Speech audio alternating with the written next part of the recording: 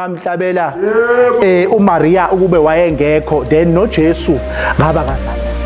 Ukuthelezi akunandaba noma bangathini. Ungena ngalesikhathi bengithuka. Ngalesikhathi bengafuna ukuposta ngami. Ngalesikhathi sebekhulume konke. Wathi kodwa mina ngiyibonile khona into engiyibonayo kuwena. Akunandaba noma uyisikorokoro, akunandaba noma usabazi kwenzani. Kodwa ngilandelele igama elithi siyaya. Amen bazalwane.